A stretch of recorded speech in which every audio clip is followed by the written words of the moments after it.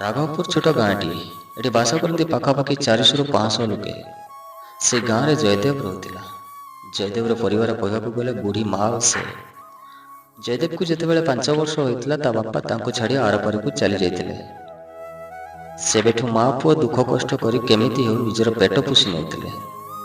ଦିନେ ଜୟଦେବ କାମ ସାରି ରାସ୍ତାରେ ଯାଉ ଯାଉ ଭାବିଲା, କେତେଦିନ ଏମିତି ଦୁଃଖ କଷ୍ଟ କରି ଆମେ ମା ପୁଅ ଚଳିବୁ।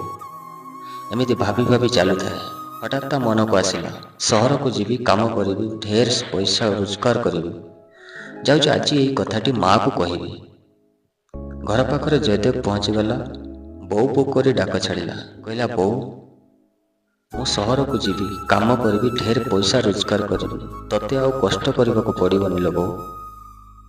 ଜୟଦେବର କଥା ଶୁଣି ମାଆର ମନ ଭାରି ଦୁଃଖ ହେଲା, ଭାରି କଷ୍ଟ ହେଲା। କାରଣ ତା ପୁଅ କେବେ ତାକୁ ଛାଡ଼ି ରହିନାହିଁ। କିନ୍ତୁ ମା କ'ଣ କରିବ? ପୁଅ କଥାକୁ ବି ଟାଳି ପାରିଲା ନାହିଁ। କେମିତି ବା ଟାଳିବ? ଦିନେ ଖାଇଲେ ଦିନେ ଖାଇବାକୁ ପାଆନ୍ତିନି। ଶେଷରେ ହଁ କରିବାକୁ ବାଧ୍ୟ ହେଲା ତା ମା।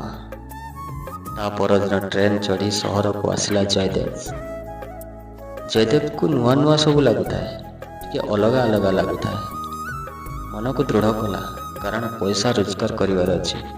ମାଆକୁ କଥା ଦେଇଛି, ମୁଁ ଢେର ସାରା ପଇସା ରୋଜଗାର କରିବି। କିଛି ଦିନ ଭିତରେ ସେ ଗୋଟିଏ ଘରୋଇ କମ୍ପାନୀରେ କାମ ପାଇଗଲା। ମାସକୁ ଦରମା 1500 ଟଙ୍କା। ଏକଥା ତା ମାଆକୁ ଚିଠି ଲେଖି ଜଣାଇଲା। ଜୟଦେବ କାମ କରୁଥାଏ, ମାସକୁ ମାସ ଯାହା ବି ପଇସା ପାଉଥାଏ ଘରକୁ ପଠାଉଥାଏ। ସବୁ ଠିକ୍ଠାକ୍ ଚାଲିଥିଲା। ସେଦିନ ଜୟଦେବ ନିଜର ନିତ୍ୟକର୍ମ ସାରି ରୁମ୍ରୁ ବାହାରିଲା କମ୍ପାନୀକୁ କାମ କରିବା ପାଇଁ। ଠିକ୍ ସମୟରେ କମ୍ପାନୀରେ ପହଞ୍ଚୁ ପହଞ୍ଚୁ ଦେଖେ ଥାନା ବାବୁ କମ୍ପାନୀରେ। କ'ଣ ହେଇଛି ବୁଝିବାକୁ ପାଇଲା, କମ୍ପାନୀରେ ଚୋରି ହେଇଛି। ଜୟଦେବ ଟିକେ ଡରିଗଲା।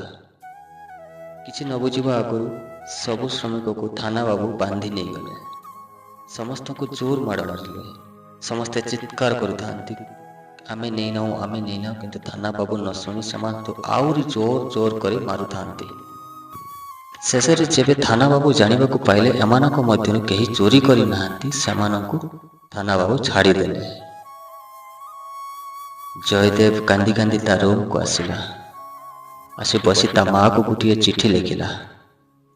ବୋଉ, ଦେଖିଛ ତୋ ପୁଅ କେତେ କଷ୍ଟରେ ରହିଛି। ବୋଉଲୋ, ଆମ ଗାଁ ପୋଖରୀ, ନାଲିଗୁଡ଼ି ରାସ୍ତା, ଆମ୍ବ ତୋଟା ଭାରି ଭଲ ଲୋ ବୋଉ। ଏ ସହରଟା ଜମା ଭଲ ନୁହେଁ।